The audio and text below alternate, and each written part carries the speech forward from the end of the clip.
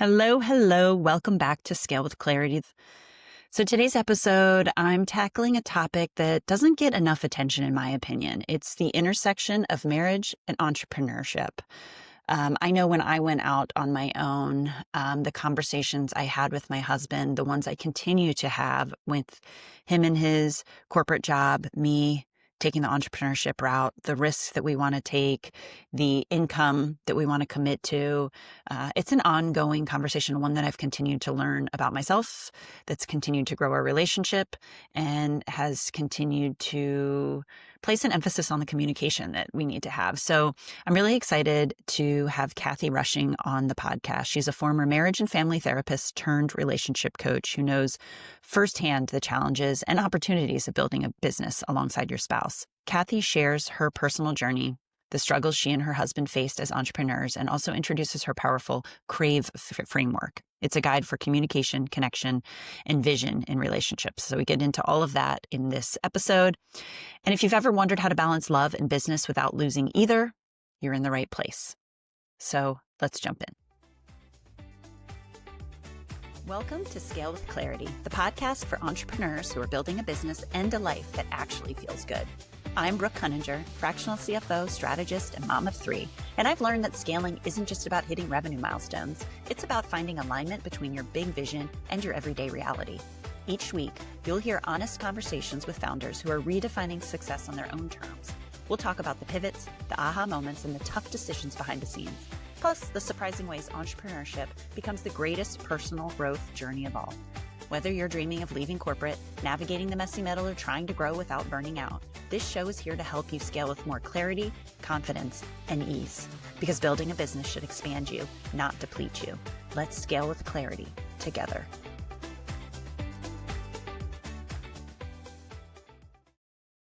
Kathy, welcome to the podcast. Thank you so much for coming on here. So happy to be here. I'm going to tell the listeners, Kathy, we were talking just before we pushed record that you and I have known each other in different circles for quite a while, but this is the first time we're finally getting on any type of video to see each other one-to-one and have a conversation. So this is going to be like our meeting conversation because I gave you a little snippet of this, but I want to tell others and I'll give you a chance to introduce yourself. But Sure. When I first found out what Kathy did, I grew up in a family that my parents were entrepreneurs. My dad left his job, his corporate job, early on when I was young, and seeing a behind the scenes view of an entrepreneurial couple and family and just the unique, I saw the highs and lows and how do we make payroll. And so for what that did for me now being an entrepreneur is one, it did make me think that it's possible. Like I wasn't scared to try it and go out on my own. I have a husband who's still in his corporate job, but I also was not blind that it's not easy. It's not easy in terms of just your own mental fortitude, which I'd love to talk to you about that, but the relationship and the support and the unique conversations and all that. And so I want to start from there and I want to just pause. Can you introduce yourself and kind of talk a little bit about what you do now and who you work with? Sure. I'm Kathy Rushing, and I founded Lodestar Relationship Coaching about a year and a half ago. I was a licensed marriage and family therapist for over 30 years. And I last had a private practice in Texas. And after about 10 years of that, I had worked in a couple of settings prior to that. But I launched my private practice the same year that Mark launched his business, which we'll get to that later, I'm sure. And Mark is your husband? Mark is my husband, yes. Okay. And of 45 years. So congratulations. Okay. We need a whole nother episode on just longevity of marriage. That's what we need. Yes. I'm at 17 years. I'm still feel like it's new and I'm learning how to communicate to him. I know. Yeah. We married as babies, childhood bride. So you're just celebrating your 45th birthday next week as well. Yes. Exactly. Okay, congratulations. In my head, I really am in my 40s. It's so weird. But I kind of burned out and thought I wanted to go into business coaching and tried that for a little while. And then I realized at some point that there weren't really resources for that intersection of marriage and entrepreneurship. There's lots of marriage books, lots of business books, Nobody was addressing the intersection. And there is so much, like for all of the highlight reels that we see on Instagram, LinkedIn, wherever, success stories, Inc. magazine. My husband got to the point where he stopped his subscription of Inc. magazine because he was really tired of reading about these tech startups that, 2 Yep. years and they've made $1 billion. And, meanwhile, small business is just slogging Yep. away. It's a Yep. long, slow, and never a straight path. It's up and it's down. And so, so I was doing it as kind of a passion project. I Yeah. started a podcast, I write a blog, I put together resources and have a website. Well, during the pandemic, we had a business that we'd had for 22 years. And Mark started it, like I said, in 98. It was an assisted living for Alzheimer's patients. Should have gone on long after we were gone. It was our retirement. Mm. And the pandemic, there was no way to plan for a pandemic that was literally going to shut down our business for months. And we ended up losing that business. And I was like, about 3 years ago, I was like, well, I guess I'm going back to work. So Yeah. one thing about entrepreneurs, if you don't have some resilience, you better put on your big girl panties and find it because Uh, Kathy. Okay. Yes. And I don't want to interrupt, but there is that even just 2 minutes of your story. There's so many offshoots that I would love to go through. Because first, has Mark always been entrepreneurial? Was that like when you married him? Was that like, did he have that kind of personality too? And talk me through that transition. Nope. It could not have been more different. First of all, we married in 1980, did not know the word entrepreneur or entrepreneurial. Now it's like everybody's like, oh, I want to be an entrepreneur. He was going to be a pastor. So Okay.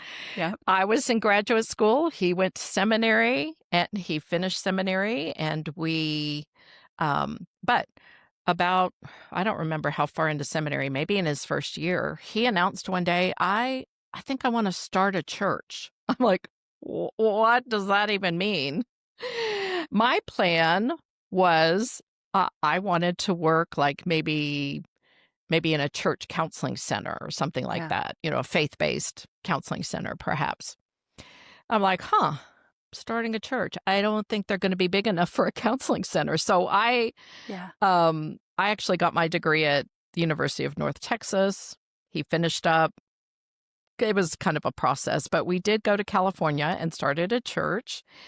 And back in the mid-'80s, I don't know if any of your listeners are familiar with Rick Warren, but he was a big deal then. His church in California was growing, and every church planter thought they were going to be Rick Warren.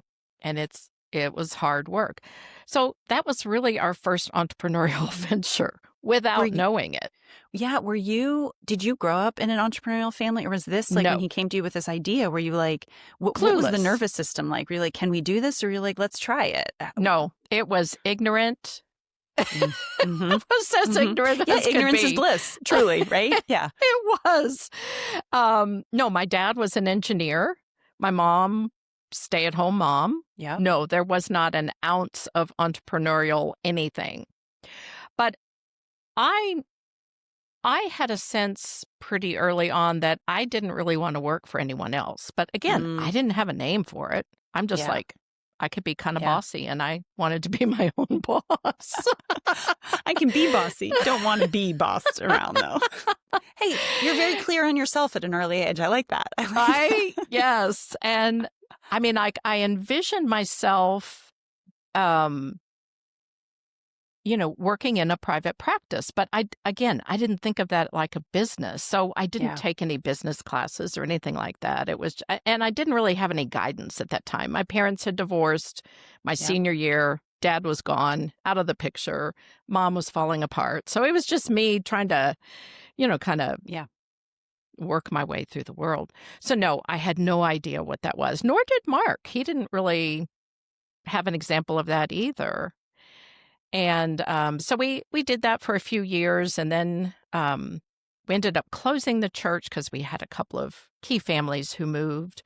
Yep. And it was kind of like starting over again. And we were kind of burned out at that point because it was literally just me and Mark who started. We kind of limped back to Texas with 3 kids, young. Our daughter, the youngest, was a year old.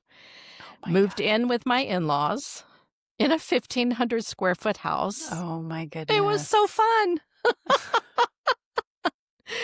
And we still liked each other, What a So, good story right now yeah, to be told too. But truly, you yeah. still liked each other. I love my in-laws. My father-in-law's gone, but so Mark kind of went through soul crisis Yeah.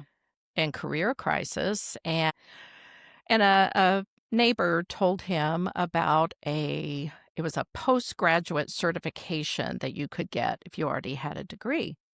So he did. He got that in healthcare administration and started managing nursing homes. Hmm. And he discovered pretty quickly that he was really good at turning things around. Like, he would get called in when the state had written them up and everything. And so he'd come in, turn things around, and then get bored. Again, there's kind of a pattern here, and Yep. he doesn't have a framework for it. And during that time, the nursing home industry was in a real consolidation era. So they were buying up nursing homes. They would buy up nursing homes, escort the staff out, and bring in their own team. So that happened twice. And after the second time, that's when Mark decided, how hard can it be? I'm just going to start my own. So all of the things that I will share today about questions you should ask, Yeah. conversations you should have, we just kind of went, how hard could it be? Well, it was really hard. There's 2 things. One is Mark, and you by default, or also just through the story, are the epitome of, I think sometimes people try to plan out the path. And where I, in my journey, got off is looking externally at the college career, and then kind of go along the corporate path of what's the next step that makes sense. And what I'm hearing from yours and Mark's story is sometimes it can feel like it's never a linear path, nor should it be. But when you're in it, it doesn't feel like it. But the real unlock is it's in following the breadcrumbs of what you like and whatever you're doing at the time, it sounds like. And it's so hard. For me, I think the quickest path to unhappiness perhaps is looking externally. You can get ideas of what people are doing, try and help you think outside the box, but to look to someone else and say, okay, that's what I should be doing, you really got to look inward and be like, what do I like about this? What do I not like about this? Because I talk to so many people that have been in a job maybe for 20 years and are unhappy. And you get to a point where you're just like, I hate everything about it.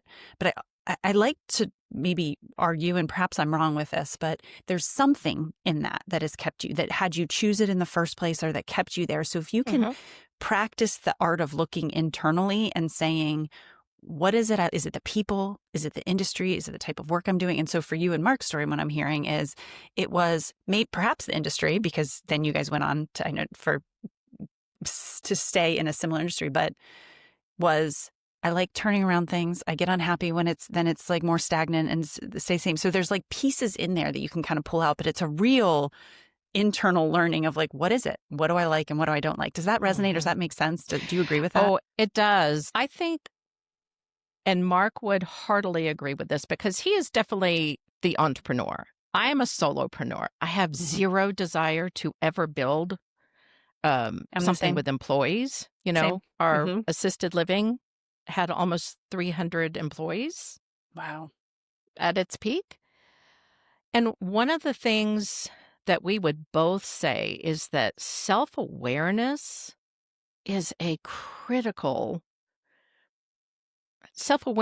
self-development is a critical piece of development. And that's whether you stay in a job or whether you do explore the possibility of setting out to do your own thing, because I think a lot of times people just get unhappy.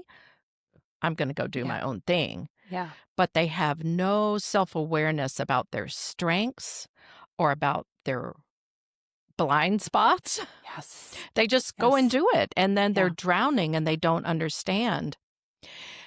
When I closed my practice, Mark asked me, he said, can you find some tools that we could use as part of our hiring process? So, my psychology background, and I love Yeah. to nerd out on research.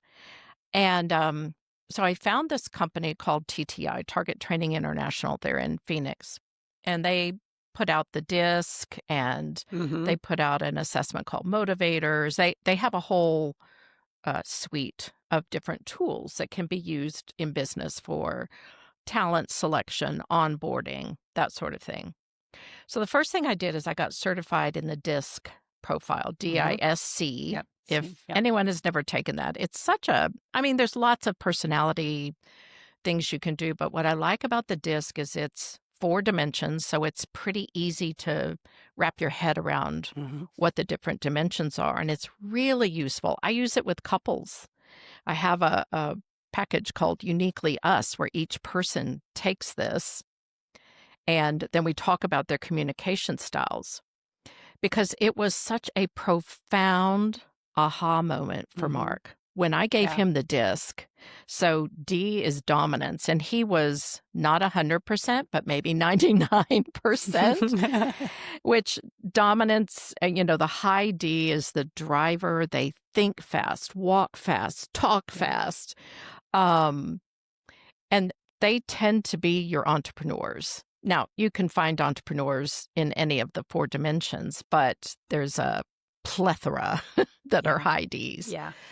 Well, when we took that and unpacked the report that comes with that, it truly was eye-opening for him, because until that point, and I didn't realize this, we'd been married, I don't know, 25? No, I don't even know how long we'd been married at this point. Mm-hmm. But he told me, he said, I felt like there's been something wrong with me all these years Mm-hmm. because I couldn't just get a job and be happy. And so he had internalized that, like you said, looking outward, going, well, this is the path I should take. I've been to college, and this is what all my peers are doing, but it didn't fit him. And Yeah. so he felt like a square peg always trying to go Yeah. into a round hole. Yeah. And it was like, I don't know if it was good or bad. It kind of unleashed him, because then he was like, now I know. Yeah. This is I'm who not going to I hold this am. back. This is my Yeah. strength. This is what I'm going to go after. This is what Yep. differentiates me. I want to pause there, because this is your field of expertise, so feel free to disagree with me. But I am a true believer in everyone taking therapy and doing therapy, but I feel like ignorance was bliss for me for a while. And the first step was even awareness that I was a perfectionist or a people pleaser. I was outsourcing my Mhm. identity to the job instead of figuring out what I want, like all of those things. And switching into leaving my corporate job and becoming an entrepreneur, that was the deepest form of forced therapy before perhaps I was even ready. Because you talk about Yeah. self-awareness, Mhm. and there was so many aspects of it that pushed me into, why do I feel like my pricing's too high? Why is my nervous system out of whack? I have to write an about page on my website. What do I even stand for? Who do I want to work with? Like, all of these questions came up. So there was then it kind of threw me into this, oh, I don't know. There's so much awareness of myself that I need to kind of dig into. And it was like, ready or not, here it comes. And I think there is so much to be said for kind of, one, figuring out who you are. But then, like you said, Mark, his high D, there's so many things out there. But for me, one of the ways that played out was, I always thought like I just was chasing shiny object syndrome. I'm do this, and then I'm going to do this, and then I want to do this. And I thought as negativity, and I think a lot of women too, if we can dig into this, probably there's some high EQ in a lot of, men and women, but sometimes that can also be said like, oh, you pick up the energy of others. And so you're like, anxious, or you feel the sadness, whatever it may be when you walk into a meeting. And so a lot of those skill sets that I look at now as benefits, I thought was a negativity. But then as you become more aware, and especially in a world like entrepreneurship, which I think opens up, you're not in this defined culture that you have to fit into. You can kind of create your own, like, what's the world I want to, what kind of job, what do I want to do? It forces you to be aware of these differences, but then maybe embrace them in a way or decide you don't want to. But for me, it was like, it's not shiny object syndrome. I have ideas that come and I'm evolving forward and I'm figuring out what I like. You know, it was the flip of that. And similarly, the energy, I'm like, I'm in finance, you know, it's usually black and white, but this is what can differentiate me because I can see, you know, people want to relate on a different level and I want to embrace that and not think that I'm not, bringing the masculine character, you know, like dominance in a meeting as much. So all that to say, I love that story because I think that's one of the big things I've found in entrepreneurship is like this forced deep therapy of awareness of who you are and what you want in life. Yeah. I don't know if you follow Marie Forleo, but she talks about multi-passionate interests. And I do think a lot of us that start something are multi-passionate, and it is hard to pick one thing and stay with it. And I would just add that, you know, I think self-awareness is a lifelong process. Yeah. I'm still learning things about myself. I did a deep dive into the Enneagram several years ago that was incredibly helpful. So that's just my philosophy is I never stop learning. But I think you need to have you know, if you're thinking about taking that jump, you know, it's worth it to find a mentor or somebody who's doing what you're thinking about doing and ask some questions and also ask, what am I not asking that I should be asking? Because to your point earlier, we don't know what we don't know. You can't ask about something that you can't even imagine. Again, how would we have asked 10 years ago? How should we prepare for a pandemic? Oh, we should have $1 million in reserve, which we didn't, you know? No. And so we weren't prepared. Nobody could have prepared us for that.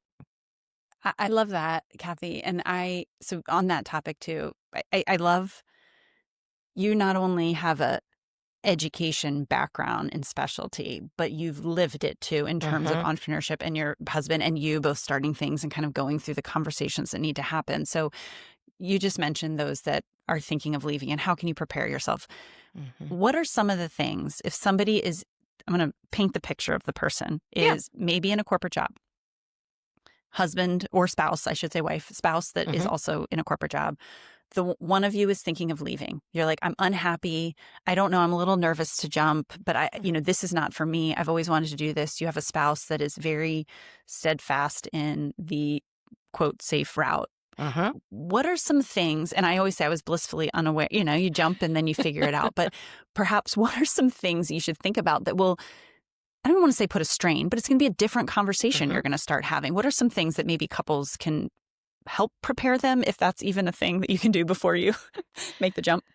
No, I think in hindsight, you know, I put together or have formulated, I guess, some things that are important conversations. And I think this goes for any large decision that a couple is making, not just career, but it's a principle. I think it's out of a book, His Needs, Her Needs. And he talks about enthusiastic agreement, not just, that's fine, you know, but getting enthusiastic agreement. So, you know, in the early stage, it might be that person needs a sounding board in their spouse. Like you said, hey, I'm unhappy. I have this idea of starting something. It's kind of scary. Or maybe it's like, I have no fear. I think I can do this. And so kind of getting a sense of where your spouse is with that. And then there is definitely a risk assessment.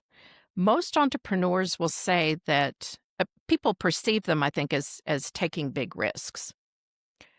And I both my husband and multiple friends that we've known through the years have said it's not that they don't evaluate the risk, but they do. They assess the risk and kind of proceed accordingly. Some people have much more appetite for risk than others, but where I've seen it go wrong, like Mark was on a C12 board many years ago, It's a Christian peer board, like Vistage or Mhm. something like that. And there was a man that every month when they met, they would do this circle or wheel of, like, it was a personal evaluation. How are you doing? How's your marriage? How are you doing with your kids? How's your exercise? How are your eating habits, sleeping, all of Yep. these things. Well, his was always his marriage Mm. was really in a bad place, and they ended up divorcing. And sometime after they divorced, Mark and I sat down with him and had a conversation trying to glean, what could have been different. And granted, we only had his side of it, but he said he just felt like he had no support. And I don't know what Yeah. conversations they had prior to them starting, but she was just like, just show me the money. Just Yeah. tell me if there's going to be money in the bank. She didn't care what stress he was experiencing, what challenges. So having conversations about, I mean, I think there's a couple of F's to consider. There's the Yeah. financial piece. Is this are you going to pull from savings? Do you have someone who's going to invest? Is Mhm. it, you're talking about a corporate position, but it still could be someone who has an idea for an invention, something they Mhm. want to create, an app they want to make, and maybe they want to get some venture capital investment. What does that look like? What is that process like? What are the expectations? Yep. How long can our savings hold out? So there's the financial conversation, and some Mhm. couples might get really hung up there. Well, what would it take for you to be okay? Let's say one is very, security averse. Yep. Well, maybe you set a time frame around it. And I know that my savings will take me this far, and Mm. if I've not been able to replace my salary, then I'll go back to work. So Yep. there's different ways to negotiate, but I think avoiding the conversation is not where you wanna be. Yeah.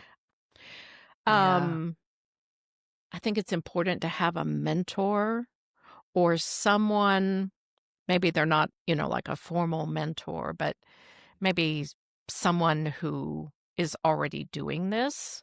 See if, you can buy them coffee or dinner and just Yeah. really ask them some hard questions. What do I need to know? Yeah. Um, I think the other thing I would say is, um, to be prepared for failure. Mm. Um, that failure is part of it. I remember reading that, Sarah Blakely, the Mhm. fabulous founder Yeah, of Spanx. Spanx, Oh, yeah. her dad would ask them every day, "What did you fail at today?" Yeah. And I thought, "That's so brilliant," because so often we're like, we want our kids to be perfect. No, let them experience failure, and because that's how you build resilience. Like you said, and it's not all roses, so I'm not painting that picture, but failure, if you change that mindset, because I was scared of it for a while Mhm, too, mhm. which led to perfectionism, not trying something till I was sure I was ready, over researching the next step, like all of that Yeah. stuff, which I will say too, my job, it was almost required. I was in strategy, I was consulting. So the job was to look at all the ways it could go wrong and whatever the project was, and fix for it before it happened. And I saw how that was bleeding into my life and wanting to kind of follow these things. But that specific mindset, and I'm taking notes as you said this because I want to go back to some of the other things. But in terms of failure, inevitably what you think the whatever that thing will be, the business, the next venture, is not going to be what until you do it and you learn and you evolve and you edit and you pivot. That's the natural path of anything in life, right? And I think, to your point, a lot of times it's looked at as failure, but it is learning and changing. And I love how Sarah says that, because clearly she's one of the most successful women entrepreneurs. Yeah. But her husband too, I follow his story, Jesse, Yep. he's just, their story together is amazing. Hilarious. Right? He's hilarious. His personality, them together. I just love how they have this lighthearted approach to life. But I think it's because of these underlying things. Like, it's not failure, and it doesn't mean anything about you. It is about learning whatever it has. And I speak about this often in some of these other podcasts I've recorded. But for me, business is a bunch of micro tests about yourself and what works in the market. It's not anything to say about you personally, right? You're figuring out, does this pricing work? Do I like this person? Do I like this product that I've created? And it is a bunch of those micro tests, because, this saying's always oversaid, but it's about the journey, not the destination. But you're literally figuring out, what do I like? What is the market like? And so if you can remove it from being, that's a failure and it says something about me, to, oh, look what I learned about this now. Like, what's the next thing? And so I think about that with my kids too. And I'm like, it's hard with school because there is, like, you need a certain grade, but I'm like, I like how her dad said that to her, because it's like, you have to fail at stuff and turn that word into like learning. That's another way to say, what have you learned about yourself? So thank you for bringing that up, because I think it's so important. Well, there's a mindset, and I think if you can look at it, like you said, mindset, I am just now learning a lot more about mindset because it's so much more accessible. Yep. But that mindset of make it a game. What if it's a game and, you can pivot and like you said, it's not about you personally. Yeah. Yeah. Yeah. And I like what you said too, because for me, so bring all these thoughts together, but there is a assessment of what do you want in your life and what is success to you. And I'm a finance background. Look at the numbers. And in fact, my husband is in finance. So we come, and his side of the family was huge budgeters. Look at that before you make a decision. And my family's not. They were the entrepreneurial. So we've met in the middle and we've learned from each other. But when I went to leave my job and start my own, obviously the numbers was one of the big things. But when we looked holistically at our life, and I was more a risk taker than him in terms of career and trying the new thing. But the thing that came in, and you mentioned this, was family. And so when I think holistically about the life we want to live, certainly numbers was always okay, here's what we need to make and here's the lifestyle we want to live. But the lifestyle we were living was going into an office, 3 kids at home. We needed 2 nannies because the bus times didn't work for us to get into the office, and not being able to drive. And they were young then, so they didn't even need to be driven. It was just to daycare and back. And I'm like, this is not in alignment with me. And so the stress that he and I would have each day, like if somebody was sick or school was shut down, and how do you do that with the meetings? When we looked holistically at the life we wanted to live, I said, success for me. And I'd written it down because I go back to it because it was flexibility. It was the ability to have a great relationship with my kids as they got older and knowing truly what was happening in their day instead of just transactional. It was ability to be present and not stressed about meetings that I had the next day. So it was like those things, and certainly a number was on there. But I have to keep coming back to that because my husband and I's like, it's ingrained in our brain to go back like, hey, did I make this quote venture successful yet? Because have I made X? But if I look at my success metrics, and I know I'm in a lucky place because I have a husband that still has a job, that can kind of offset the ebbs and flows of entrepreneurship. But I'm way ahead of where I could even have envisioned I would have been in terms of that full metric of success. And so I love how you mentioned that before, because there's certainly multiple categories of discussions. But I totally agree. It oftentimes, I think when I talk to people, and probably because it's my line of work, so we're talking about their numbers, but it's finance focused. But I want the full picture of like, what do you want your life to be? And are we in alignment? And how many of those things are off? Not just the financial perspective, if that makes sense. It makes total sense. And like I said, I've created resources now that are more like, oh, I wish we'd had this back here. See, but you create from that's why I love your path, because I'm like, you're creating from what you didn't have that clearly people need. So yes, love that. Yeah, it was an iteration or two, but I came up with CRAVE, CRAVE, is a 5-pillar structure. Yeah. that I think for any couple, but especially entrepreneurial couples who tend to be running with their hair on fire. Yeah.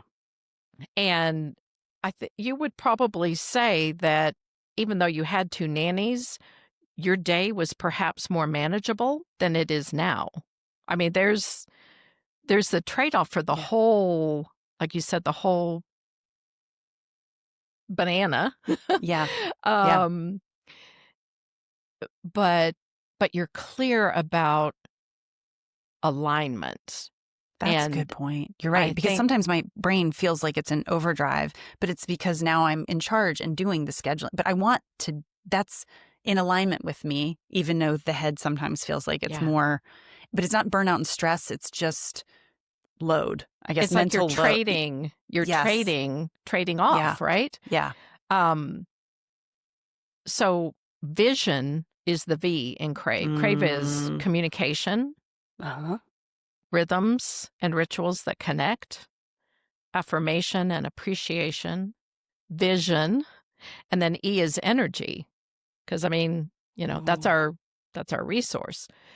And I think the vision piece is something we keep coming back to. It's something, I read a statistic yesterday, in fact, about how few couples basically really work at creating a vision together. And I think especially if you're going to be, one or both, God help you, are entrepreneurs. Yeah. Why are we doing this? Because when it gets hard, Yeah. and it will, Yeah. it's good to be able to go back as you've done and say, yeah, there's parts of this. Like when the kids are sick, I don't have a Yeah. nanny that's coming in. Yeah. I've got to figure out my day. I've got to, shift things around. But to have that vision, because especially when it gets hard, Yeah. you need to be reminded why we're doing this. And we're doing it together. Yeah. We're I doing love it that. together. Like if we had these 5 guardrails, Yeah. it would go a long way in keeping couples connected while they're building this life they envision. I love this methodology that you're talking about too, because I mean, I could hit on any one of them. I've wrote them all down. And I like, for instance, energy. We talked about vision, but we talked about energy too. A real, a financial metric I use all the time is ROI, return on your investment. Are you getting back what you want? But I love the pivot around there. I always talk about what's the return on your energy, because maybe something that you're doing isn't bringing in the most money or the biggest return. But if you're getting the most energy from it, that's like what are you doing in your day that gives you energy? But all of that is a mindset shift, because each one of these, I love this. It first takes you going inside. What are my rhythms and rituals personally that I enjoy and that are aligned with me? What is my vision? What brings me energy? And that, so it's a self-awareness, as we talked about earlier in this conversation, for each of these. And then it's a conversation with your spouse or your significant other, partner. Actually, we could just say partner, because business partner, they're so right that it takes then each of you knowing that. And I always said my husband was so good at knowing a lot of these. He just naturally knew what gave him energy. And it's been kind of his non-negotiable, in that I know what I need throughout the week, in the day, in the month, in the year, and I had lost that along the way. So it really was me doing this self-assessment and work to learn what that was, and then the conversation together. And so a lot of the friction for me was just because I didn't know and I couldn't articulate it to him. Fully willing to support me in whatever I needed, but it was that self-awareness. So I love the CRAVE for yourself and then as a partnership too. I love that. Yes. Okay. Last question for you is, you work with couples. How can they work with you? And then also, I think you have something similar like this, that people a free assessment or something that they can do with you too. I'd love for you to talk about that, because for the person that's listening, it's yep, where do I start with this? How do they reach you? Where and where do do I they start? go to find more information? Yeah. Sure. And I work with individuals and couples, but I love working with couples. I love working with women too. So I do have some clients who are women who are coming for individual coaching, somewhat related to relationships sometimes, but there's that relationship to ourself, right? That is very important. So relationship coaching has to do with the self as well as maybe our coworkers, but working with couples is my deep passion because I truly believe the family is the foundation of everything. And it's the why that we're working so hard. Yeah. My website is kathyrushing.com. That's Kathy with a K. If you And go I'll to put my that in the show notes. website, okay, there's the pop-up that will come up is I did put together, this is a free resource. It's the 30-minute weekly marriage check-in, and it begins with gratitude. And it taps into different areas to make sure that, sometimes in marriage, and especially if you have a really strong personality, and I've seen couples where one is more quiet and not as outspoken, and they can kind of get lost, and so this check-in is a way to ask each other, what is a personal goal you have right now? Yeah. Maybe either one of you are wanting to work on your health and fitness. So how can I support that this week? So it's and my husband and I do it almost every week. I have printed it off and I've put it in a one of those clear covers, like a report binder. So it's just sitting out on our dining room table or someplace where we see it and remember. But that is a free resource, and I think that's a wonderful place for couples to start who might be saying, yeah, our marriage is good. Yeah. What I've learned is most people think it's good until it's not. Yeah. And without realizing it, there are small ways that we drift. We wouldn't say we're unhappy. We wouldn't say that we don't like our husband or wife. But it's not, things are just different and we don't seem as connected.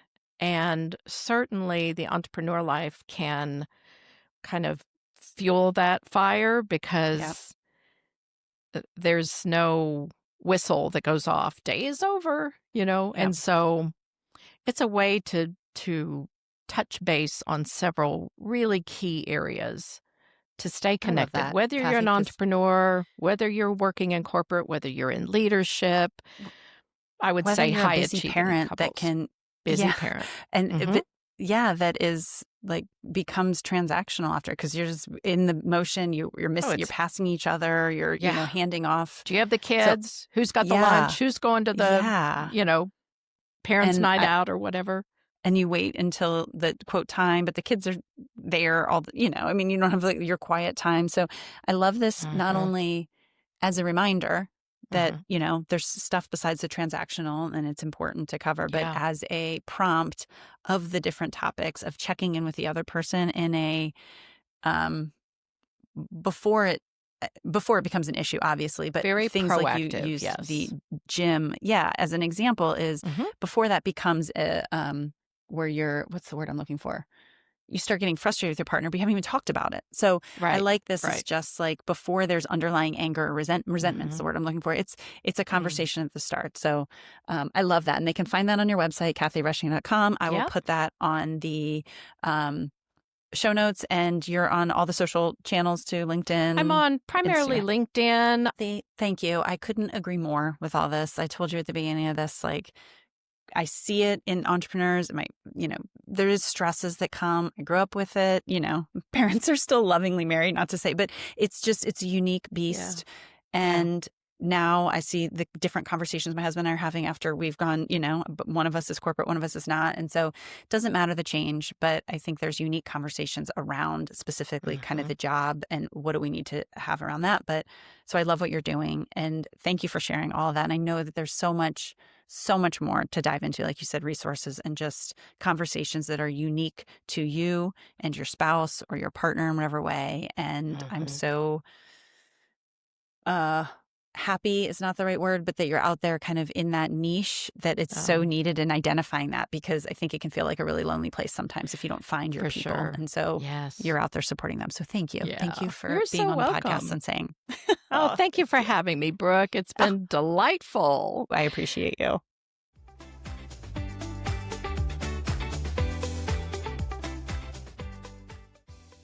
I hope you enjoyed this episode of Scale with Clarity. If it sparked something for you and you're wondering what your next step might look like outside of corporate, I created a free tool called the Clarity Compass. It's designed to help you uncover your strengths and start mapping what an aligned business could look like. You can download it at the link in the show notes. And if you'd like more personalized support, I also offer one-on-one coaching to help you design and build a solopreneur path that fits your life. And until next time, thanks so much for listening. Be sure to tune back in for more stories and conversations that I hope inspire and guide you on your own journey.